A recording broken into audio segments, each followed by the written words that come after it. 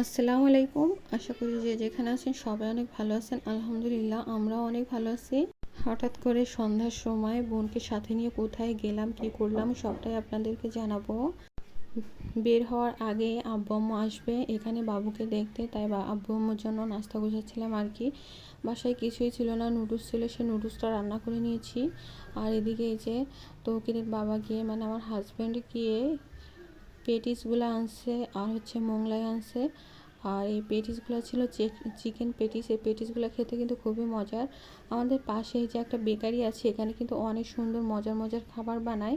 আর এদের খাবারের মানগুলোও কিন্তু অনেক ভালো। আর এই মোগলাই পরোটার সাথে খাওয়ার জন্য শসা দিয়েছিল, আর এখানে একটা চাটনি দিয়েছিল, চাটনিটা খুবই মজার ছিল। আমরা দুই বোন, আমাদের কোনো ভাই নেই, যার কারণে বাইরে আমাদের যে প্রয়োজনীয় কাজগুলো থাকে সেগুলো করতে আমরা দু বোন বের হয়ে থাকি প্রায়, মানে সবসময় আমরা দু বোনই বের হয়ে থাকি আমাদের কাজগুলো করার জন্য। যাই হোক, এখন আব্বু আম্মু আসেনি, আর আব্বু আম্মু আসার আগে এই যে টেবিলটা সুন্দর করে সাজিয়ে নিয়েছি। আর এখানে দুধ চাও বসিয়ে দিয়েছি। এখানে গুঁড়া দুধ দিয়ে আজকে আমি চা বানাইনি, ফ্রিজে আড়ঙে দুধ ছিল 2 প্যাকেট, মানে 1 কেজি দুধ। এখানে 1 কেজি দুধ নিয়ে চা বানিয়ে নিচ্ছি। আর আব্বু আম্মু এসেছিলো, এসে আবার তৌকিরকে নিয়ে ঘুরতে গেছে, তারপর এসে নিচে আব্বু আম্মু হালকা পাতলা একটু নাস্তা করলো। তারপরে যে দুই বোন বেরিয়ে পড়ছি বৃষ্টির মধ্যে ছাতা নিয়ে।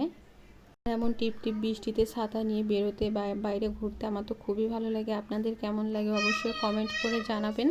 আর টিপ টিপ বৃষ্টিতে কিন্তু রাস্তাঘাট পুরাই ভিজে গেছে, এদিকে আমার জামাও হালকা হালকা ভিজে গেছে, মানে একটা ছাতায় দুই বোন আর কি। তারপর এই যে চলে আসলাম একটা দোকানে, আর এখানে এসে গেঞ্জি দেখছিলাম, কিন্তু গেঞ্জিগুলো পছন্দ হয়নি। তারপর পিস দেখছিলাম, এখানে সুন্দর সুন্দর অন পিস ছিল। আর এটা আমাদের খুলনাতেই, মানে খুলনা থেকেই শপিং করা হয়েছে। আর এই দোকানে বেশ সুন্দর সুন্দর জিনিস পাওয়া যায় অল্প টাকার মধ্যে। প্রত্যেকটা জিনিস এখানে অনেক কিউট ছিল। তারপর এখান থেকে যে 2টা গেঞ্জি নিয়ে নিল, তারপর একটা অন পিস নিয়ে নিল। অনেক ঘোরাঘুরি করছে, অনেক কষ্ট হয়েছে, তাই বাসায় এসে একটু চা খেয়ে নিলাম। আর চা খেয়ে মনে পড়লো মাছগুলাকে তো খাবার দেওয়া হয়নি, আর মাছগুলাকে কিন্তু আমি এই খাবার দিয়ে থাকি। এখন সম্ভবত মাছগুলার এই খাবারগুলাই দেওয়া হয়, মানে মাছকে খেতে এই খাবারগুলাই দেওয়া হয়। মাছগুলো কিন্তু খুবই অল্প পরিমাণে খায়, মানে অল্প পরিমাণে খেতে দিতে হয়। আমার জানা মতে বেশি খেতে দিলে নাকি চর্বি হয়ে যায়, আর তখন নাকি মাছগুলো মারা যায়। মানে কম খেতে দিলে মাছগুলোর কোনো সমস্যা হয় না, কিন্তু বেশি খেয়ে ফেললে মাছগুলোর সমস্যা হয়ে যায়, মানে মারা যায়।